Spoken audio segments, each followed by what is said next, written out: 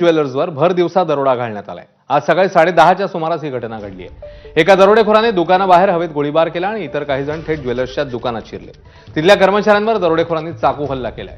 घटनेची माहिती मिळताच पोलिसांनी तात्काळ घटनास्थळी धाव घेतली। या घटनेमुळे परिसरात एकच खळबळ उडाली आहे।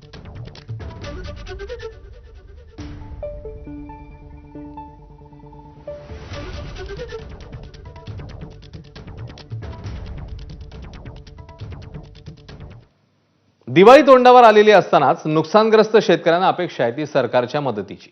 दिवाळीपूर्वी नुकसानग्रस्तांना मदत देण्याचं आश्वासन मुख्यमंत्र्यांनी दिलं, मात्र अद्याप मदत न मिळालेले धाराशिवमधले शेतकरी आक्रमक झाले आहेत। धाराशिवमध्ये शेतकऱ्यांनी कर्जमाफीसाठी पालकमंत्री प्रताप सरनाईक यांच्यासमोर घोषणाबाजी केली आहे। शेतकऱ्यांना हेक्टरी 1 लाख रुपये नुकसान भरपाई तसंच संपूर्ण कर्जमाफी करावी याकरता शेतकऱ्यांनी सरनाईकांचा ताफा अडवलाय। यावेळी सरनाईकांनी शेतकरी संघर्ष समितीच्या कार्यकर्त्यांसोबत संवाद साधला। प्रताप सरनाईक जिल्हा नियोजन समितीच्या बैठकीसाठी जिल्हाधिकारी कार्यालयात येत असताना त्यांचा ताफा अडवण्यात आलाय।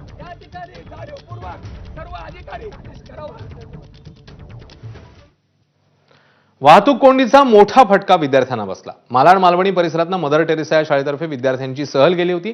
या सहलीवरून परतत असताना सहलीला गेलेली 300 मुलं वाहतूक कोंडीत अडकली। सहलीच्या ठिकाणाहून संध्याकाळी 6 वाजता ही मुलं मुंबईकडे येण्यासाठी निघाली, मात्र विरार ते फाउंटन पर्यंत असलेल्या वाहतूक कोंडीमुळे त्यांना तब्बल